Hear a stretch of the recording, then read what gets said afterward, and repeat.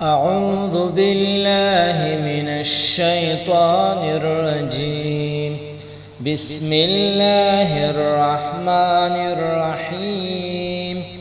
أولئك على هدى من ربهم وأولئك هم المفلحون. صدق اللہ العظیم. سورۃ البقرہ آیت نمبر 5. اولئک علی ھدی من ربہم، وہی لوگ اپنے رب کی طرف سے راہ راست پر ہیں. واولئک ھم المفلحون، اور وہی لوگ کامیابی پانے والے ہیں. پشتو میں ترجمہ ہے اولئک علی ھدی من ربہم. دک خلق یعنی دا پنزو صفات والا چکم صفات ذکر شل. علی ھدی من ربہم، دخپل رب طرفنا پہ ہدایت باندی دی. اولئک ھم المفلحون، اور دکا خلق کامیاب دی.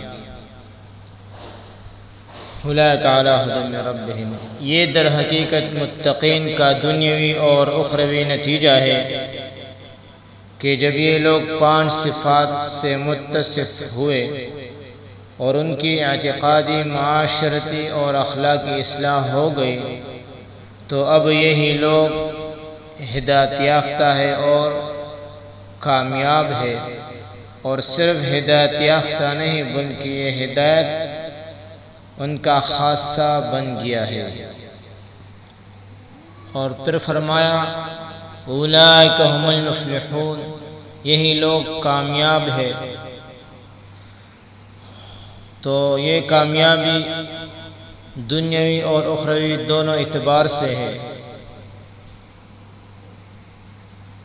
دنیاوی زندگی میں یہ ان کی بے فکری اور اطمینان کے لیے کافی ہے کہ متقین اپنے رب کی رہبری میں زندگی بسر کرتے ہیں. اور پھر اخروی اعتبار سے ان کو خوشخبری سنائی گئی کہ کامیابی کے حقدار یہی لوگ ہیں. اور دنیا میں ہر کوئی دعویٰ کرتا ہے کہ ہم کامیاب ہیں. کسی کو کامیابی جاہ و مرتبہ، کسی کو مال و دولت، اور کسی کو کر و فر میں نظر آتی ہے. لیکن کامیابی وہ نہیں بلکہ کامیابی ان 5 خوبیوں سے متصف ہونے میں ہے. اس سے یہ اندازہ ہوتا ہے کہ متقین کی عظمت ان 5 خوبیوں کی وجہ سے قائم ہے، ورنہ جہاں کہیں یہ خوبیاں فوت ہو وہاں پر مکمل کامیابی کی ضمانت مشکل ہے. مکمل کامیابی اس وقت یقینی ہے جب ان خوبیوں سے مالا مال ہو. سورت کے شروع میں اللہ نے فرمایا ذالک الکتاب لا ریب فیہ ھدی للمتقین. اس کتاب میں کوئی شک و شبہ نہیں، یہ پرہیزگاروں کے لیے ہدایت ہے. جب بھی کوئی مصلح پروگرام لے کر لوگوں کے پاس آیا تو اس کا واسطہ 3 قسم کے لوگوں کے ساتھ پڑا ہے.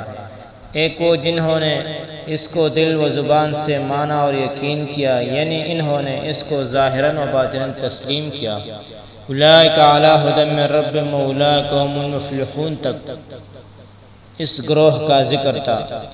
یہ مومن متقی کہلاتے ہیں. اور دوسرا گروہ وہ ہوتا ہے جو نہ دل سے مانتا ہے اور نہ زبان سے، یہ کافر جابر کہلاتا ہے. اگلی 2 آیاتوں میں اس گروہ کا ذکر آ رہا ہے. اور تیسرا گروہ ان لوگوں کا ہوتا ہے جو زبان سے مانتے ہیں مگر دل سے تسلیم نہیں کرتے، یہ منافق کہلاتے ہیں. اگلے سارے رکوع میں یعنی ومن الناس من یقول آمنا باللہ سے لے کر ان اللہ علی کل شیء قدیر تک ان کا ذکر ہے. اور ایسے لوگوں سے چونکہ زیادہ خطرہ ہوتا ہے کہ اندر سے کچھ اور باہر سے کچھ اور ہوتے ہیں، لوٹی کی طرح پھرتے رہتے ہیں، اس لیے ان کی تفصیل کے ساتھ بیان کیا.